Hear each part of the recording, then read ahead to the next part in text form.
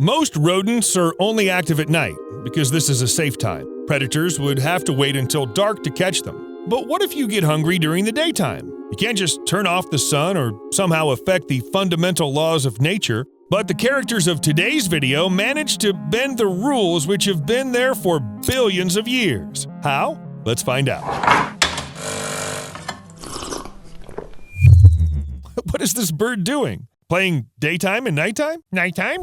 Now it's daytime, and now it's nighttime, and daytime again. Hold on. In the beginning of the video, I meant a little different thing. In most cases, black herons look like typical wading birds, long legs, long necks, and long beaks. But when it comes to food, they turn on the umbrella mode. You must be familiar with this problem. You're trying to check something on a phone screen on a sunny day, but since everything is so bright around you, you have to hide in the shade. No, the black heron doesn't have a smartphone underwater, but there's fish. To better see the prey, the birds create a shadow where small fish are drawn. They don't sense the trap, mostly because they can't see the danger. To fish, the umbrella that heron makes looks like a dark spot that provides shade, so why not swim closer to it? Whew, it's quite hot after all. I don't like this spot. I thought Steve swam into it and he never came back.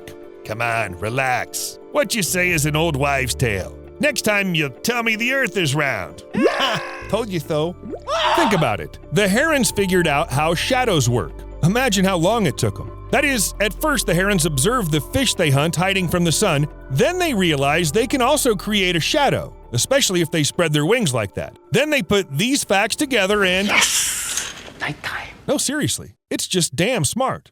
Oh, by the way, why do fish like shade anyway? That is, as a human, I get it, especially in the hot weather, when the shade's the only place without air conditioning that you can actually stay. But fish? In their case, it's not just about looking for a cool spot. In the shade, fish can see 2.5 times farther than in the sun. It's very convenient since the predator can't sneak up on you unexpectedly. You see him, he does not see you because of the bright light. A perfect disguise. Well, except when the predator is above you.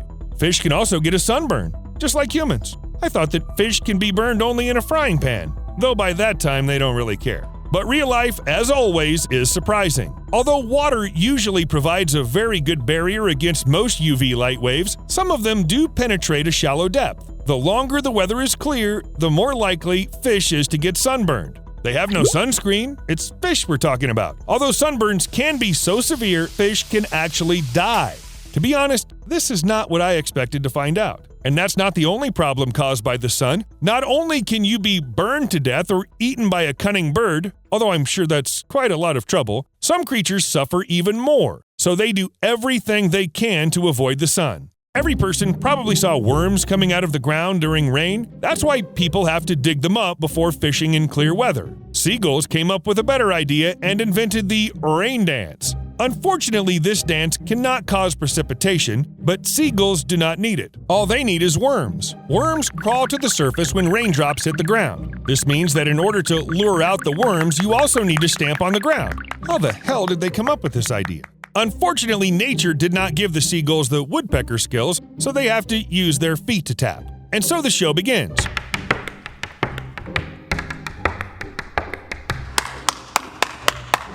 After a while, the dance stops, the seagull picks up the worms that crawled out from the ground, and then continues to tap its feet. By the way, why do worms get to the surface when it rains anyway? For a long time, it was believed they would simply drown underground. Turns out worms are much cooler than we used to think. It takes a lot of effort to crawl underground, and you can't pick up much speed there. A wet surface after rain is a different story. You just need to get out and wait until the earth is wet enough. The result is perfect conditions for worm drift. Well, and moving to another place too. But the worms are waiting for rain not only because of the speed of movement. Again, it has to do with the sun. It can dry worms to a crisp state, so they prefer to avoid direct sunlight. I can't blame them for that. There is something ironic about this. We owe the sun life on the planet, and a bunch of other cool things. If not for its warmth and light, the Earth would have turned into a huge cobblestone drifting in space. There'd be no humans, no fish, no worms, and no birds pretending to be umbrellas. But it's the sun that creates many problems for every creature on the planet. There are different ways to deal with it. We've evolved to come up with sunglasses. And the reindeer went one step further. They just cheated the entire system. In the Arctic Circle, a long polar day lasts from mid-May to late July when the sun does not set below the horizon. For 10 weeks in winter, there's eternal twilight. And the rest of the wintertime, the sun rays reflected from the snow can blind anyone. Not the best conditions when you can't even protect your eyes from the light or take a flashlight because, well, you have hooves. And so the deer came up with the idea of changing the color of the eyes. Seriously. In winter, it's bright blue, and in summer, it's golden. Can you imagine the surprise of scientists who discovered this? During the research, biologists have found out that the color change does not occur in the iris of the eye, but on the tapetum lucidum. This is the reflective membrane behind the central part of the retina, which, by the way, makes the cat's eyes glow. But cats do not change the eye color depending on the season. Only reindeer can do this. Seems like it happens when the pressure in the eyes change. During the dark months, a deer's pupil dilates completely to let in as much light as possible. But the fluid inside the eyes has no outlet, and so the pressure rises. At the same time, the pressure on the vessels increases, which reduces the distance between the fibers in the tapetum lucidum, changing the color of the eyes. When the sun returns, it goes in the opposite direction, the pupil narrows, the pressure decreases, the tapetum lucidum relaxes, and the eye becomes golden again. But wait, there's still snow that makes everything brighter. It's so bright it can cause snow blindness in humans. This happens when the eye gets hit with the ultraviolet rays of the sun reflected from the snow, and the consequences can be unpleasant. To avoid snow blindness, people wear sunglasses, while reindeer use dangerous ultraviolet light to survive. That is, what hurts others saves the deer lives. They just adjusted their eyes to this radiation. If necessary, the deer can see ultraviolet radiation, and this helps them a lot when they need to spot food or a predator who can disguise himself as much as he wants. Ultraviolet waves will still detect him. What a convenient tool. The more I learn about deer, the more surprised I get. If one day it turns out they can comfortably live in outer space, well, apparently Santa uses this feature to deliver gifts.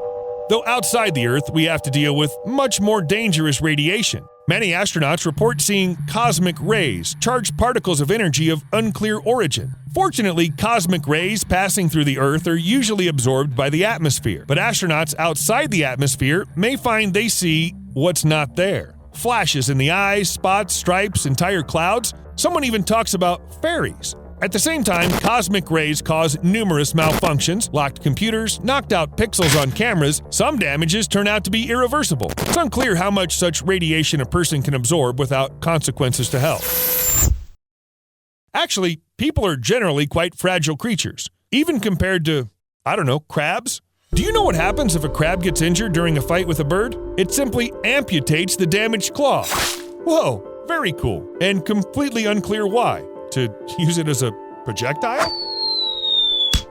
Okay, actually it does it for the sake of speed. Apparently it's simply uncomfortable to move with an injured limb, so the crab easily gets rid of it and flees from the battlefield. Sounds reasonable. The important thing is not to get too carried away. But if you already feel sorry for the poor crab who will have to survive in a cruel world with only one claw, relax. It regenerates quite quickly. Maybe growing a new limb is even easier than healing wounds, and crabs have long understood the advantage. Well, or they're all just a bit of drama queens. See you later.